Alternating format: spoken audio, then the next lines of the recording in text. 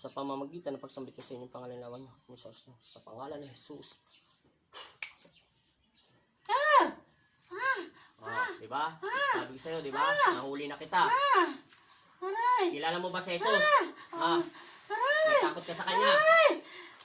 Huminto ka! Pipilipitin kita sa loob ng katawan niya. Ano? Kilala mo ba si Jesus?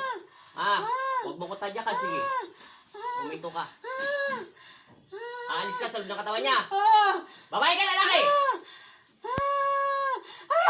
Babae ka, lalaki! Sagutin mo yung tanong ko. Hindi ko alam! Hindi mo alam, oh. Sabi ko sa'yo, huwag ka magpapahuli sa akin, di ba? Bakit mo to kinukulang? Kinukulang mo ba to? Sagutin mo yung tanong ko! Hindi ko alam! Kita mo. Matapang ka. Ikaw, bahala. Matapang daw siya. Ikaw, pinabalaan na kita, ha? Pinabalaan na kita. Pinabalaan na kita. Ano? May nakalagay na ngayon, diba? Sabi ko sa'yo, huminto ka. Kamaingay dyan. Iskandalosa kang lalaki. Lalaki ka ba? Ba't ka pumipiyok? Diba sabi mo, matapang ka? Ano? Tandaan mo, ha? Ito lang ang gagamitin ko sa kamay mo. Pipilipitin ko yung katawan mo. Ngayon. Ano pangalan ng kapatid mo? Kapatid mo ba? Anong ginagawa mo sa loob ng katawan ni Ate? Ayaw mo salita? Ano? Meron ka bang galing sa kanya? Sagutin mo yung tanong ko. Kilala mo ba ang Panginoong Kristo? Isang tanong, isang sagot. Kilala mo ba ang Panginoong Jesus? May galing ka sa kanya? Wala! O ngayon, kung wala kang galing sa aking ama, ako naman ang masusunod dito. Bilang instrumento niya. Naintindihan mo? Magkipag-usap ka ng maayos, huwag ka sigaw ng sigaw. Naintindihan mo? Kung may takot ka sa aking Panginoong Kristo at Panginoon mo rin, na si Jesus, sasagutin mo ang tanong ko na maayos, hindi kita sasaktan. Naintindihan mo? Babae ka, lalaki? Isang tanong, isang sagot ulit. Babae ka, lalaki? Hindi ko alam. Sinungaling. Kung hindi mo alam kasarian mo, o babae ka, lalaki? Hindi ko alam. Patay ka ba o buhay? Tinatanong kita kung tao ka o... Buhay ako! Buhay ako! Buhay ka, hindi tao ka. Kamag-anak, kapatid, etc. Kapit-bahay. Hindi! Hindi mo siya kamag-anak? Hindi! Hindi mo siya kaibigan? Hindi! Hindi mo rin siya kapatid? Hindi! Ano mo to? Hindi ko alam. Hindi kilala. Hindi mo kilala. Ito na lang huli kong tanong. Babae ka o lalaki? Anong kasarian mo? Babae! Yun pala eh. Matanda ka na, bata? Matanda ka na, bata! Hindi ako matanda. Ikaw ba yung mangkukulam o pinapakulam mo to? Sagutin mo yung tanong ko. Magkukulam ka ba, ate? Hindi ako magkukulam. Ano ka? Mambabara ka ba o hindi ano? Hindi rin. Bakit ka nasa loob ng katawan ng Panginoon Kristo? Pag-aari to ng Diyos. Walang taong sino man makakapasok diyan kundi ang aking ama na Panginoon mo rin. Naintindihan mo? Bakit ka galit? Galit ka yata eh. Pinakausap lang kita ng maayos. Hindi. Kung bata ka pa, anong karapatan mo pumasok sa loob ng kaluluwa ng taong yan? Yan ay dapat ang kanyang anghel at ang kanyang espiritu lang naman at ang espiritu Diyos Santo ang papasok lang dyan. Naintindihan mo? Nasaan ka nitong araw nito? Nasaan ka nito? Hindi ko alam! Sinungaling ka. Bibigyan kita ng halimbawa. Wala kang takot sa aking ama. Di ba sinabi ko sa'yo, susunod ka sa sinasabi ko bilang instrumento ng Diyos. Panginoong Jesus at Amang Nazareno, ilawan niyo po ang aking 3 daliri. 2 daliri lang ang gagamitin ko sa'yo. Ano? Magsasalita ka hindi? Nasaan ka nitong araw nito? Isa! Nasaan ka itong araw nito? Hindi ko alam! Sinungaling ka. Sige, pagbibigyan kita. Ayaw naman kita saktan eh. Anong kinagagalit mo sa taong ito? Sabihin mo totoo. Kung matutulungan kita, anong kinagagalit mo sa katawan ng taong ito? Nainggit ako! Nainggit ka sa kanya? Mayaman ba to? Hindi! Bata pobre ba to? Hindi! Bakit ka nainggit? Hindi ko alam! Kalokohan. Galit ako! Bakit? May gusto ka ba sa asawa niya? May gusto ka ba sa asawa niya? Bawal makiapid sa 10 utos ng sa 10 utos ng Diyos, bawal ka nakiakapid. Naintindihan mo? May asawa ka na ba? Oo! May anak ka na? Meron! Wala kang karapatan magkagusto dito sa asawa niya. Kahit malandiin ka pa ng asawa niya, wala ka rin karapatan. Naintindihan mo? Oo. Manatili ka sa iyong Panginoon at sa Panginoon natin. Manatili ka sa iyong asawa at anak. Naintindihan mo? Oo. Manahimik ka. Oo. Paano ka nakapasok ng katawan niya kung hindi ka magkukulam? Ikaw ba yung marunong kung pinagawa mo? Sagutin mo yung tanong ko. Pinagawa ko. Magkano ang binayad mo? Wala. Wala akong binayad. Babae, lalaki ang gumawa. Babae. Siguraduhin mo, titignan ko ang kaluluwa mo. Pag nagkamali ka, totodasin kita sa loob ng katawan niya. Naintindihan mo? Oo. Taga saan yung gumagawa? Hindi ko kilala. Paano mo napagawa yun kung hindi mo kilala? Inutos mo ba o meron pa nag-utos sa'yo? Inutos ko. Wala kang binayad. Wala. Yung totoo. Malalaman ko. Babae, mangkukulam mo. Tatawagin ko ang mangkukulam mo. Hindi ko na alamin ang pangalan mo. Kapit-bahay ka, hindi. Hindi. Malayo. Malayo. Pero taga Pampanga ka lang. Hindi. Eh, taga saan ka lupalop ng Pilipinas? Malayong malayo. Maraming malayo. Mindanao, Bisaya, Tagalog, ano? Bisaya. Bisaya ka pala eh. Mag-antay ka. Tatawagin ko yung totoong sinasabi mong walang bayad at tusitin ako. Manahimik ka. Naintindihan mo? Sa pangalan ng Ama at ng Anak at Espiritu Santo. Amen. Panginoong Jesus at Amang Nazareno, itinataas ko ang iyong pangalan bilang instrumento nyo. Ako po ang iyong instrumento dito sa bansang Pampanga. Pahintulutan mo kung tawagin ang mangkukulam man ito. Kung nasa man lupalop ng Pilipinas dito. Inuutusan kita sa espiritual ng Panginoon Kristo. Pinahintulutan kang papasukin sa loob ng katawan ng taong ito upang malaman ko ang katotohanan. Sa pangalan ni Jesus, Amen. Pasok, mangkukulam. Ikaw. Ikaw ba yung mangkukulam? Ha? Babae ka lalaki? Babae! Ilan taon ka na?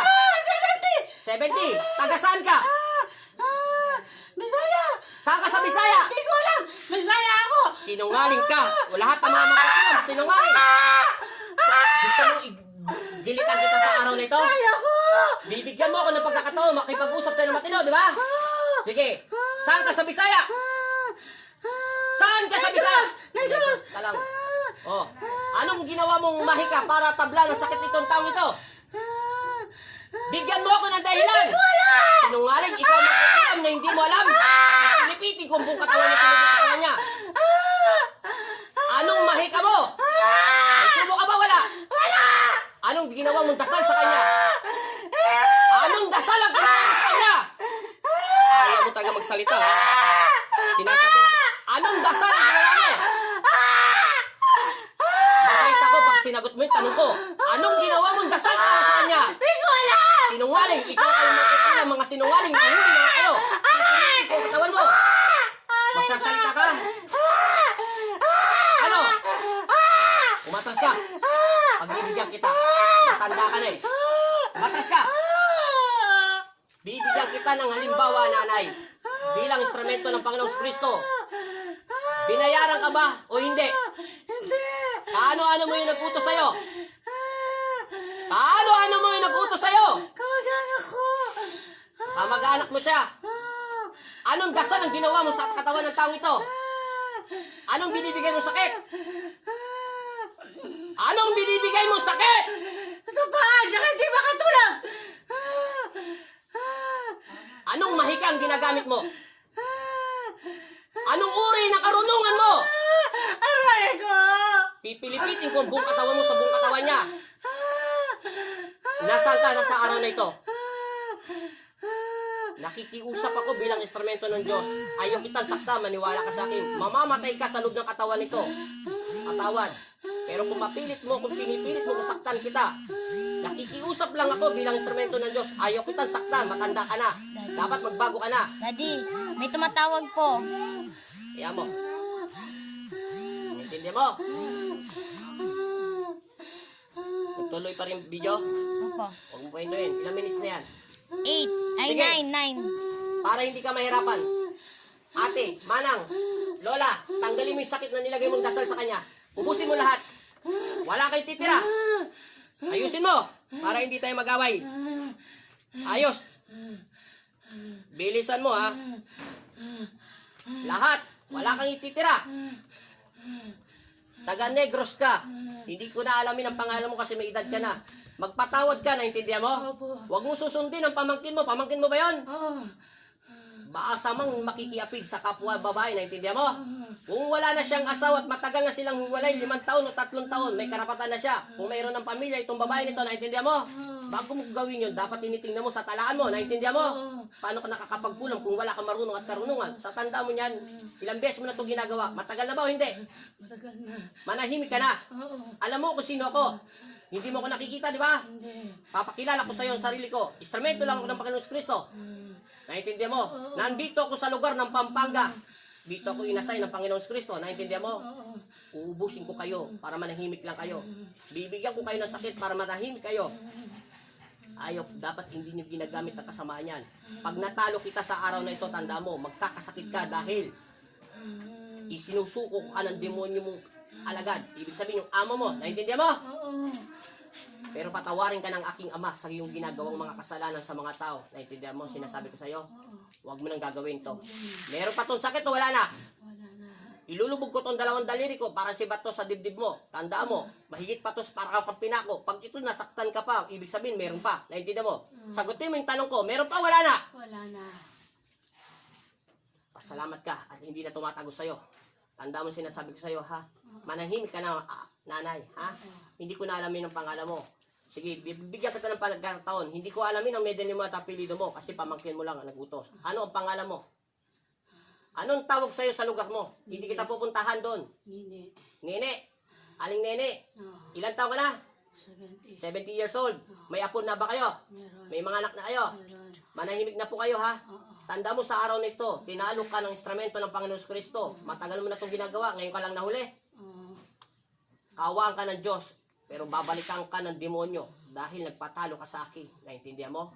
Hindi ko gustong talunin kita dahil hindi ako nakikipagtalastasan sa mga kapangyarihan nyo. Ang akin lang naman ay bumalik ka sa Panginoon upang hindi ka lapitan ng demonyo. Naintindihan mo? Isuko mo na yung kaluluwa mo sa Panginoon. At huwag ka nang manatili doon. Gusto mo ba lahat ng anak mo ay maghirap ng dahil sa'yo? Gusto mo ba lahat ng mga apo mo ay magmana sa'yo ng katarantaduhan? Gusto mo ba sila mapunta sa impyerno? Manahimik na kayo, aling nene, ha? Pakiusap bilang instrumento ng Panginoon Kristo. Naintindihan mo? Ayok ko nang babalik ka rito. Naintindihan mo? Pag inulit mo yan, tanda mo, ikaw ang pumili ng kamatayan mo, hindi ako. Sumunod ka sa demonyo mo, pero dapat nawa ang Panginoon ang maghari sa'yo. Naintindihan mo na? Itong araw nito, anong ginagawa mo sa Negros? Anong ginagawa mo? Nagwawalis, nagluluto, etc. Wala.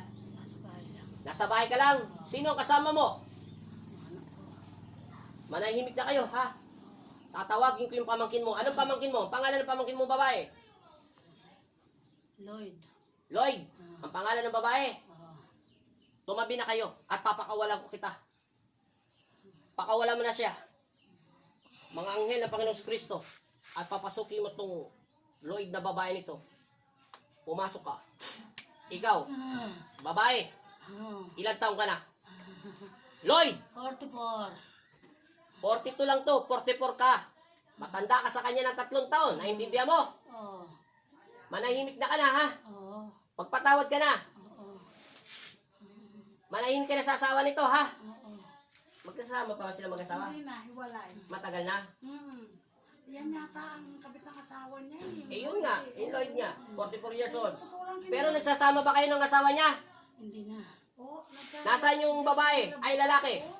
Wala na. Nasaan ba asawa nito? nasa Manila ang alam ko. O, nasa Maynila na yung lalaki. Naintindihan mo, may anak ka ba doon? Sa asawa nito? Meron. Ilan ang anak mo? Sa Babae, lalaki? lalaki. Bata pa ilang taon na? 12. Manahimik ka na. Kung iniwan ka ng asawa nito at iniwan din siya, hindi siya nararapat para sa'yo, naintindihan mo? Oo. Siguro naman matuto ka na. Huwag mo siya sasaktan dahil wala sa kanya yung asawa mo o yung kabit, kasal ba to? Ikaw, kabit ka lang. Original to. Iniwan nga siya ng original at iniwan ka rin. Doon, maghahanap na naman siya ng ibang lalaki. Yung lalaking yon ay puno na ng kasamaan. Naintindihan mo? Manahimik na kayo. Oo. Tapos na tayo, di ba? Alam mo na ang dahilan. Sinabi ko na sa iyo ang totoo. Kung iniwan ka ng asawa nito, pumunta na naman doon sa iba, asahan mo, pupunta yon. Huwag mo siyang saktan dahil wala siyang pakialam sa iyo. Naintindihan mo? Manahimik ka, ha? Pag bumalik ka dito sa loob ng katawan ng taong nito, naintindihan mo sinasabi ko sa iyo.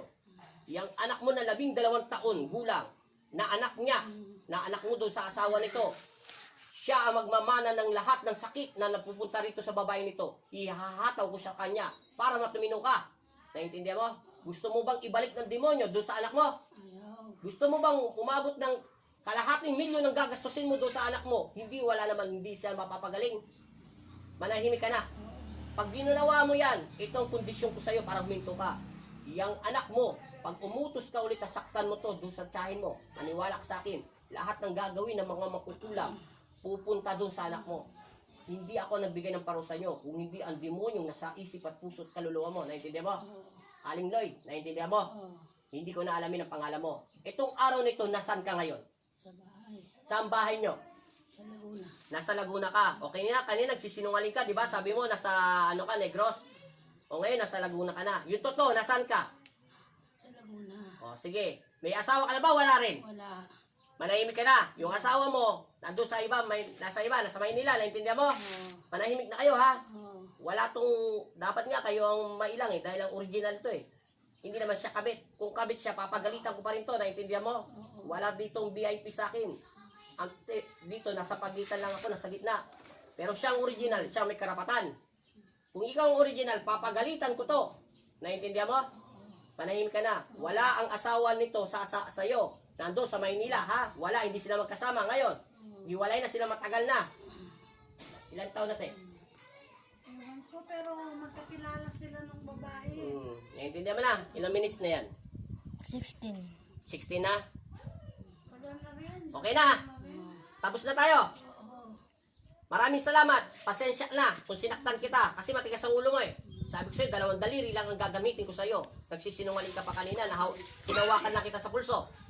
Sige na, pakawala mo na siya. Inuutusan ko ang anghel ko na si Ella, si Andel. Rafael, pakawalan mo siya. Hindi kita sasaktan. Umalis ka na sa katawan niya.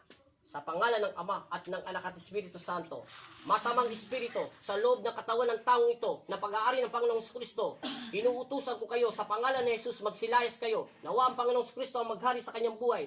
Sa pangalan ni Jesus, Amen. Aba Jesus, amang Nazareno, kami ang iyong mga anak. Ilan nyo kami sa panganib at masamang espiritu. Binigyan mo ko ng kapangyarihan, kaya kayo po manguna sa aming buhay. Amen. Aba Jesus, ang bigyan mo ko ng kapangyarihan na makapagpagaling na may karamdaman. Salamat po sa pinagkaloob mo sa akin. Amen. Aba Jesus, amang Nazareno, ibinabalik ko ang katawan lupa ni, anong pangalan to?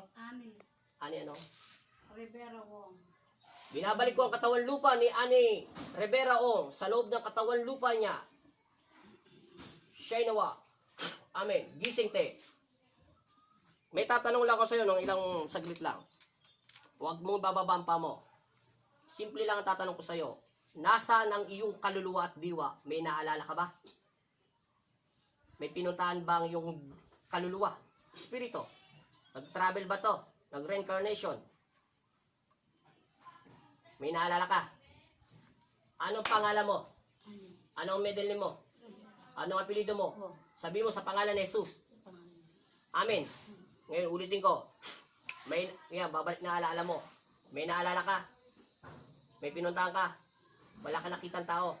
Kahit isa. Wala ka nakitang maitim o madilim. Nasaan ka lang? Saan dito? Saan ka umikot sa bahay namin? Nakaupo ka lang. Alam mo ba yung sinasabi mo? Na ikaw si... Hindi. Yung sinasabi niya si ano? Si Lloyd. Sinasabi mo ikaw si Lloyd. Tsaka ikaw ba si Aling Nene? Sabi mo 70 years old ka na. Yung kabit ng asawa mo nasa Laguna. Tapos yung nagpapakulam sa'yo nasa Iloilo. Sinabi mo ba yun? Wala ka sinasabi? Negros po, Negros. Ay, Negros pala. Sorry po, Negros pala. Sorry. Apo, O, shoutout nga pala sa mga nanonood sa YouTube sa akin ha. Nakalimutan ko pangalan mo pero maraming salamat sa pakikipanood sa akin. O, maraming salamat. Kahit siya, alam nyo naman, napanood nyo na. Maraming salamat po, Panginoong Jesus sa mga Nazareno. Magaling na si ate. At, teka lang, huwag mong patayin. Pakiramdaman mo nga itong paa mo. Baba mo ang paa mo. Pakiramdaman mo. Pati yan dito sinasabi mo masakit. Pati ulo mo. Galaw mo katawan mo. Pati paa mo. Tuktok mo. Sige, huwag ka matakot. Lakasan mo. Okay, tuktok mo. Masakit? Wala. Tumayo ka. Sabi mo sa Panginoon, tumanong ka dyan kung masakit pa. Dyan. Talon. Huwag ka matakot. Masakit. Ituktok mo sa lupa. Lakasan mo. Masakit. Yung ulo mo. Nawala na. Nakikita mo na kami. Hindi ka na nahilo. Oh, maraming salamat po, Panginoon. Alam na po. Bye-bye.